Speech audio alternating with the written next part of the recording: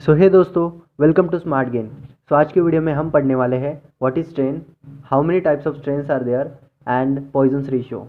So without wasting any time let's get started. So दोस्तों चलिए अब सबसे पहले हम समझते हैं व्हाट इज स्ट्रेन। अब हमने इसका डेफिनेशन भी लिखा हुआ है कि the change in dimension with respect to original dimension. अब इसका मतलब क्या हुआ, चलिए एक एग्जाम्पल के सहारे समझते हैं।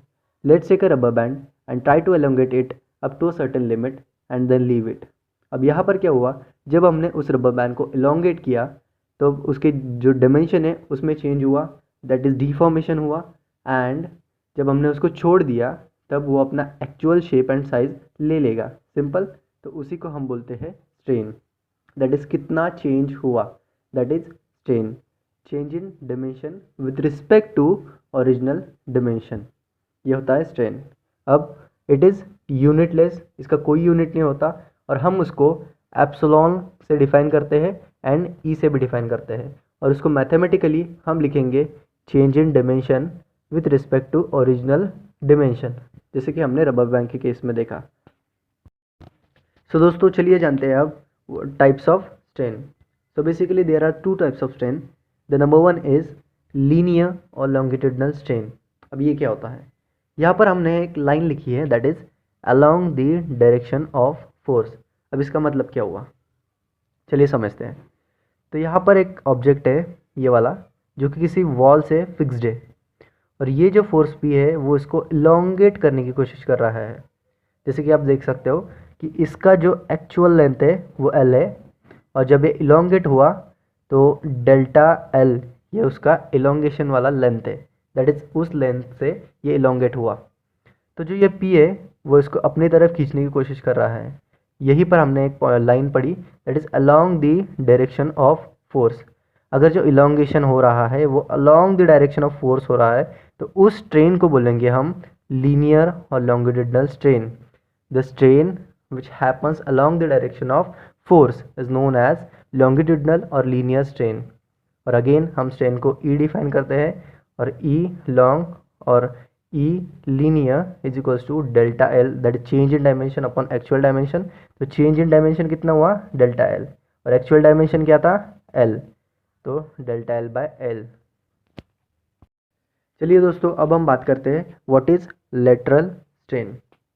तो याद कीजिए दोस्तों, हमने लॉन्गिट्यूडनल स्ट्रेन में जब पढ़ा था तो वहाँ पर एक लाइन लिखी थी along the direction of load, और यहाँ पर लिखा है perpendicular to the direction of applied load. इसको मैंने इन्वर्टेड कोमा से हाईलाइट किया है, मतलब ये काफ़ी इंपॉर्टेंट पॉइंट है कि perpendicular to the direction of applied load. तो चलिए जानते हैं अब ये क्या है। तो अगेन हमने एक ऑब्जेक्ट लिया है जो कि किसी वॉल से अटैच है, फिक्स्ड है, और ये जो फोर्स पी है वो उसके अपने तरफ खींचने की कोशिश कर रहा है, दैट इज़ इलोंगेशन हो रहा है, डिफॉर्मेशन हो रहा है। तो जो लॉन्गिट्यूडनल स्ट्रेन था हमने वहाँ पर ये वाली लेंथ कंसिडर की थी, बट अब हम ये वाली लेंथ कंसिडर करेंगे। तो वहाँ पर जो लेंथ थी वो एल थी और यहाँ पर जो ये एक्चुअल लेंथ है वो वाई है। और जब इसका इलोंगेशन होगा, दैट इज जब पी जो फोर्स है उसको अपनी तरफ खींचेगा, तब उसकी जो लेंथ है वो थोड़ी सी रिड्यूस होकर वाई वन हो जाएगी। हमने वाई वन कंसिडर किया है। तो इसको जब हम अपनी तरफ खींचेंगे, दैट इज़ पी जब अपनी तरफ खींचेगा तो इसकी जो लेंथ है वो थोड़ी सी रिड्यूस हो जाएगी और उसको हम वाई वन ले सकते हैं। तो चलिए हम मैथमेटिकली और अच्छे से समझते हैं। तो E that is lateral strain is equals to change in length, strain होता है change in dimension upon actual dimension. तो यहाँ पर लेंथ की बात हो रही है तो लेटरल स्ट्रेन में आएगा change in length upon actual length. तो चेंज इन लेंथ कितना हुआ, ऑब्वियसली y जो था माइनस वाई वन इतना चेंज हुआ, और अपॉन एक्चुअल लेंथ क्या थी, y, देखिए y minus Y one upon y। तो ये कॉन्सेप्ट था लेटरल स्ट्रेन के बारे में। चलिए दोस्तों अब लास्ट टॉपिक पॉइजन्स रेशियो के बारे में बात करते हैं। तो यहाँ पर लिखा है पॉइजन्स रेशियो। ऑब्वियसली जो रेशियो है ये किसी का रेशियो होगा, अब देखते किसका है। तो पॉइजन्स रेशियो को हम म्यू से डिनोट करते हैं। तो mu is equals to lateral strain upon longitudinal strain. ये रेशियो होता है लेटरल स्ट्रेन का और लॉन्गिट्यूडनल स्ट्रेन का, lateral strain upon longitudinal strain.